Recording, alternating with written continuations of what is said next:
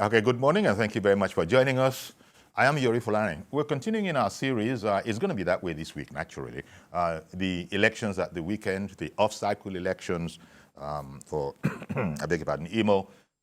There's Bayelsa in there and Kogi states. Okay, we'll be focusing on Imo today.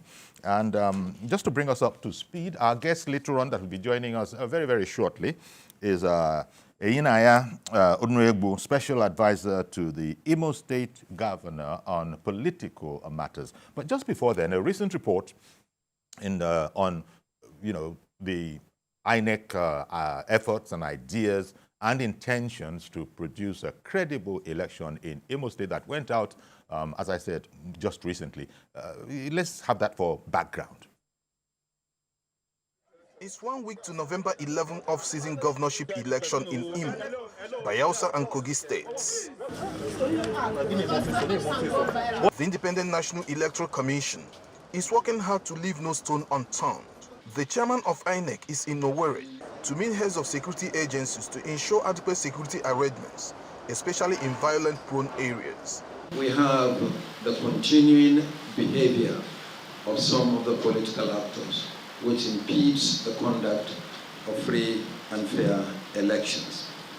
So we are going to start today by meeting those who are going to secure the environment for us to conduct elections and to hear from you what are the issues, what are the challenges, what are the things that we need to do with only 8 days to the election. The election is holding next weekend on Saturday the 11th, meaning that we have time to recover in case there are issues that we need to address. And what can we do together to ensure that we deliver credible elections? As I keep repeating, INEC is not a political party. We do not have a candidate in this election. The responsibility of who becomes the next governor of Imo State is entirely in the hands of the voters of Imo State. Meanwhile, a civil society group, Yaga Africa, says they will continue to engage all relevant stakeholders to ensure the integrity of the electoral process is protected. The program director, Yaga Africa, Cynthia Mbamalu, says as a credible CSO, it will continue to advocate for good governance. We believe in partnership and collaboration to support credible elections, and the conversations that we've been having with CSOs and media in Imo is one discussing the plans for the elections, the political climate ahead of the elections, concerns of CSOs and media partners in the state, and then looking at what are the major issues that require attention of stakeholders. If assurance is given by security agencies and the electoral umpire are to be believed, November 11 governorship election will be free, fair and devoid of violence. Prince Oba, TVC News, Owerri. Okay then, and joining us now live is Mr. Einaya Onwegbu, Special Advisor to the Governor of Imo State on political matters. A fine morning to you. Good morning. Good morning. Thank you for having me. Good morning, Nigerians. Indeed. And our viewers across the world. It is our pleasure. Okay, so all is set, I would imagine, today being Tuesday and we're looking towards the weekend. I imagine that most of the T's and I's have been crossed and dotted as necessary. Would that be your perspective as well? Well, I agree with you on that because Senator Hope Uzodinma, Governor of Imo State, is a veteran in contesting elections. He had won the Senate elections twice, won one governorship election, and this is another governorship election that will mark the second tenure of his administration. So we are primed and ready for the elections for Saturday, 11th of November in Imo State. Okay. Well, it's interesting. You go ahead and say that as a true party man, talking about his second term.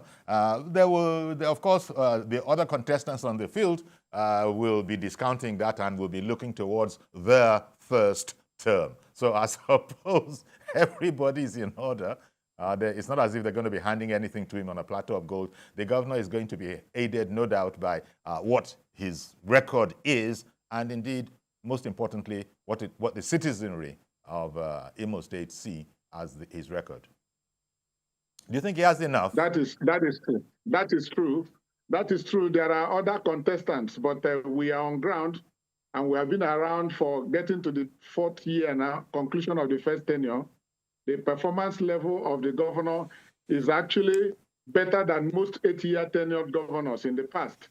And we believe that the 4 years that will end in January would signal the best administration we have had since the time of our late former governor, Chief Sam Mbakwe. I concede that there are other contestants, but Imo people in their droves, in the majority, know that Governor Hope Uzodinma has done so well that we are primed and ready to return him to office to complete his second tenure. That is the truth. I have very great respect for the other contestants, but in this business, we know who is miles ahead in Imo State, and Imo electorate know that. Okay. Well, you know, violence has always been an issue that has been taken seriously in all elections across the country, or the governorship elections or whatever. The degree might differ, but it's always been something important to the electorate. What would be your assessment of the state of safety in Imo State? Because that's something that opponents will, you know, naturally get a hold of and will try to exploit. For instance, I don't know, one of the parties, the PDP, for instance, has been speaking about the need to, as it were, relocate or remove the resident electoral commissioner, Professor Sylvia Ago. I don't know, tell me a bit about that and the apprehension of other people, and as I said, your assessment of the state of security in Imo State for this election. Thank you very much. The first thing is that we must bear in mind that security is a national concern. All the agencies in charge of security in Nigeria are federal government agencies, and the state does not have, as it were, its own police, army, Directorate of State Services, civil defense, or advocate, maybe the Navy. But be that as it may, in Imo, we have enjoyed very robust cooperation and collaboration with the security agencies. And I believe, since this is an off-season election, I believe that the horizon is not very large for INEC and the security agencies to handle. And I'm sure they'll be in Imo and the other 2 states that are involved in this off-season election. And by the way, talking about the PDP candidate, why has he not called for the removal of the INEC resident electoral commissioner in Bayelsa that is ruled by a PDP governor? Well, no footballer chooses the referee, and INEC is not a participant in the election. INEC is not a political party, and they have been there even before you signaled an intention to contest. INEC will be there, and you will buy your forms from INEC.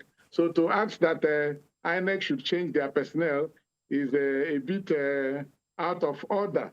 It's a bit of out of order unless for a candidate who is not prepared to face the election. And as we know in Imo State, the PDP actually is in tatters. The PDP is in tatters. More than half of the state executive of PDP had left the candidate. Even the person he announced as his director general refused to participate. We don't see him on the streets campaigning. The only thing we see him talking about is celebrating the unfortunate orchestrated security issues that happened in Imo, which by God's grace in the last 5 months has gone to near 0 level. That is what we see him canvassing for. And I believe that he's just crying because it looks like he has seen how the result will be because of his poor performance in campaign and mobilization of Imo voters. And moreover, what will he say when the performance level of our governor is so high and Imo people appreciate it?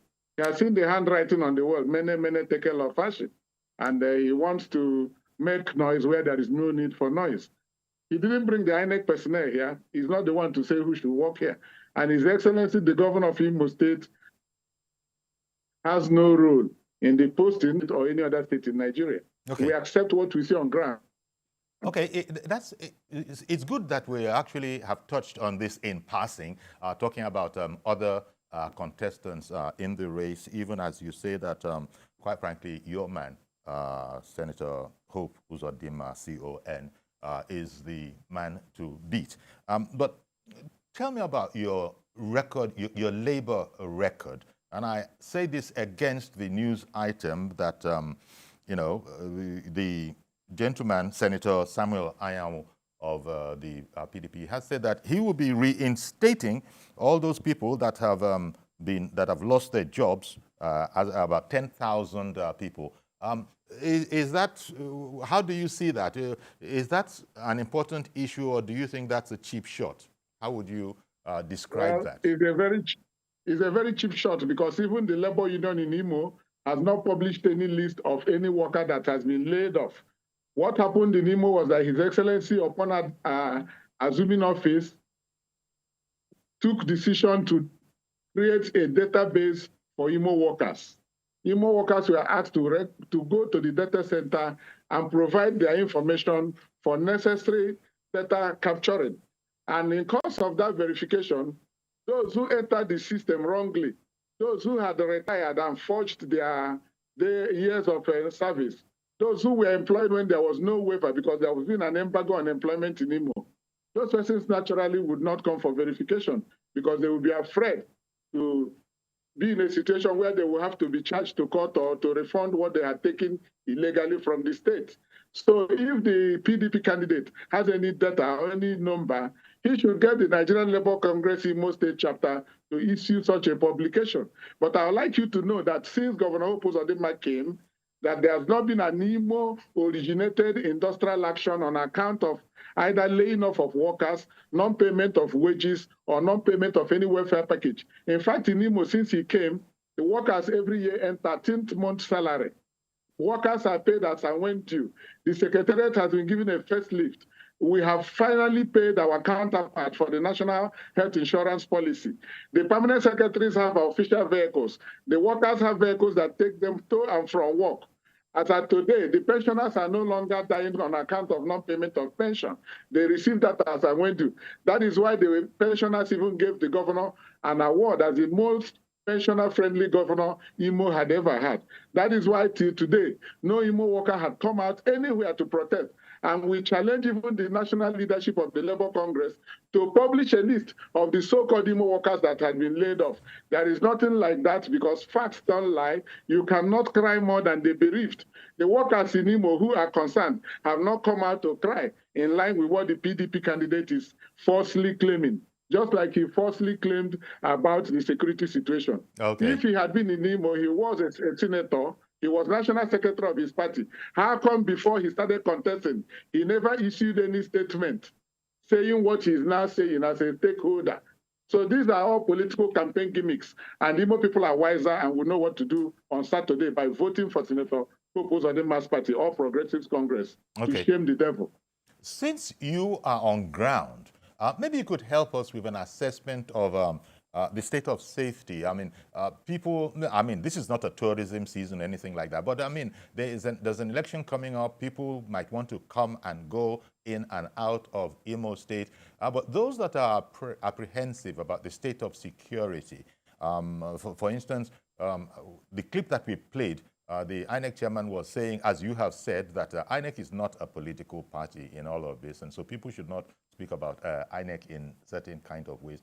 Now, IPOB, the proscribed IPOB itself has been, reported in the news to be saying that it is watching very, very carefully and has been alerting, or shall we say, has been highlighting that anybody who wants to do anything. I mean, all of this is given a certain apprehension to maybe people who are not there on ground to know the actual state of security in Imo State. So I guess, how safe would you, as a person on the ground, how safe would you say Imo is, election or no election? Thank you very much. I admit that at the earlier times in this administration, there was a politically orchestrated security issue. And what led to it was, you will remember, there was a jailbreak from the Correctional Services Center in Imo and the police headquarters, where convicts and awaiting trial men escaped and found heaven in some bushes around Imo State. Whether they are IPOB or ESN, I am not in a position to confirm. But what I can confirm to you that along the line we discovered that if there were 100 victims, as many as 95 would be either members of All Progressives Congress, supporters of the governor, or members of family of sympathizers or appointees of the governor, who are essentially APC persons. We wondered why persons of other parties were not negatively impacted by the so-called insecurity issue. But the security agencies rose up to the occasion and have stabilized the polity. And I will give you instances. The Catholic Bishops' Conference of Nigeria had their annual event in Imo State. The Nigerian Police Force have had 2 national seminars and workshops for the top echelon of the police services in Imo.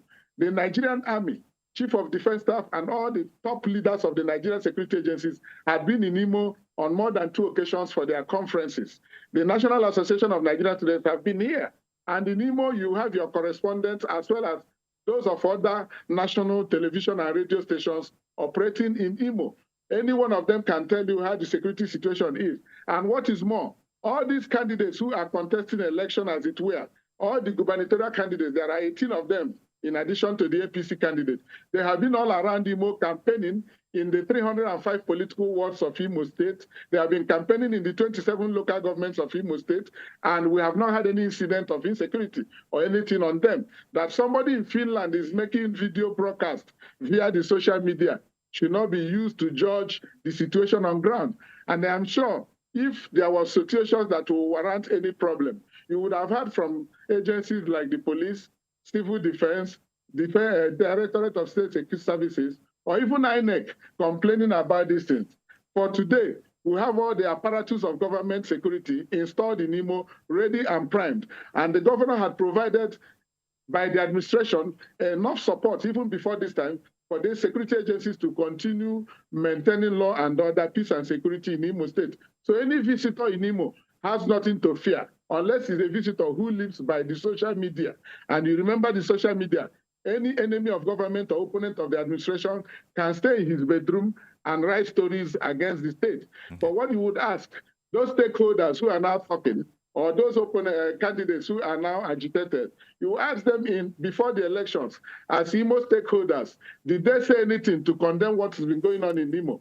But fortunately for us, in the last 5-6 months, it has been totally controlled, and Imo is safe and ready to receive visitors, not only for election purposes, but for tourism's sake, because Imo is a tourist capital of the southeastern Nigeria, and we are still reputed to have those dishes that will make people come and enjoy in Imo State. So by the grace of God, we are sure and certainly safe in Imo, and we welcome all of you to come and see.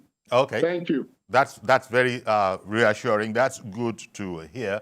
And also to apologize to the viewers that, for a bit there, didn't see the face of our guest. This was bandwidth issues. As you can now see, Nwebu, special advisor to the Imo State Governor, is our guest this morning.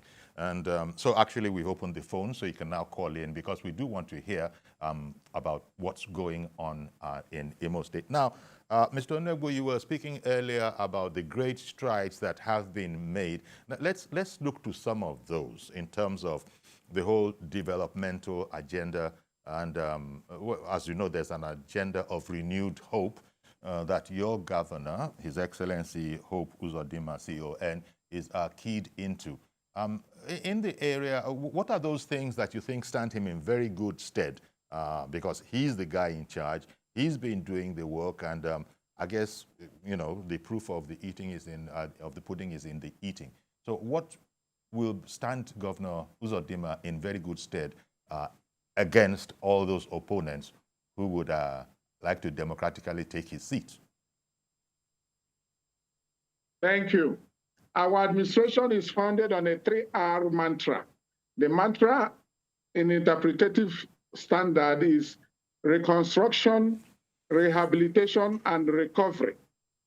Governor Hope Uzodimma has pursued this policy from the outset of his administration. For the populace, we describe ourselves as a shared prosperity administration. It is because of this that the government set out ab initio to recover the civil service. That is what led to the digitalization of the records of Imo civil service. Because before he came, you could not say how many people, the population of civil servants in Imo. You could not say the population of pensioners.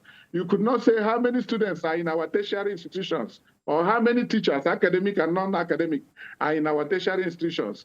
All these areas have been digitalized because the Imo House of Assembly passed a legislation establishing an Imo data center that has taken charge of this data activity of the government. And that is why we're able to do payment of staff salaries on record, no double payment, no mispayment, no percentage payment of our workers. The second thing is he established what we call... Before you go on to the second thing, I beg your pardon for coming in. Before you go on to the second thing, let me bring this viewer who has called in. Good morning, Mr. George. Good morning, Uncle Yori. Can you hear me? Yes, we can hear you. Yes, Uncle Yori. INEC and the police IG have to be very careful not to allow people to use the social media to bully the police and INEC in order to destabilize elections. What is the reason for people saying the REC of Imo should be removed? The Commissioner of Police should be removed. If INEC and the police dance to the tunes of such propaganda, it will come to a point that when national election comes, people will say INEC chairman should be removed until you put somebody who they believe will be compliant to a particular party. It's a very bad trend, and we must not allow it to stay. The other day, the president of NLC was in Imo State, crying more than the bereaved. The workers in Imo State are not crying that the governor is not treating them well. In fact, I saw the state NLC chairman on television saying that what people were reading on social media is not, in tandem with what is on ground there, that they have no issues with the governor. Yet, the NLC president went to Imo State in the guise of labor unionism to be causing trouble. And you saw what happened. He is not able to differentiate labor unionism from politics. Okay. He is supporting a political party. All right. And he doesn't know that there is a division between politics. He has to play one. He can't play the two at the same time. Otherwise, this country is governed by law and order. What is going on? I'm concerned about what is going on in Imo State, because if we do not do something about it, it will spread to other states. All right. Thank you very much for calling in, Mr. George. I beg your pardon. Thank you very much for calling in, Mr. George. Okay, then, Mr. Unebu, well, of course, you know very well what that our viewer was, Mr. George was referring to. The Commissioner of Police has been redeployed. Right. He's entirely right. Okay. No, I endorse Mr. George's opinion. I wholeheartedly endorse it. I don't know if I can continue with what we were talking about. Yes, please. Yes, please. Go ahead with what we were talking about. I said, thank you, because we always talk about the youth being the leaders of tomorrow. His Excellency, having served in the presidential committee that husbanded the creation of the Ministry of Digital Economy at the federal level, replicated that ministry in Imo State. We have a Minister of Digital Economy and e-government, headed by a technocrat, Dr. Chimezi Amadi, who we got a leave of the NCC, a former director of NCC to head. That Minister of Digital Economy embarked on our program, which is the 100 Imo training, Skill Up Imo program.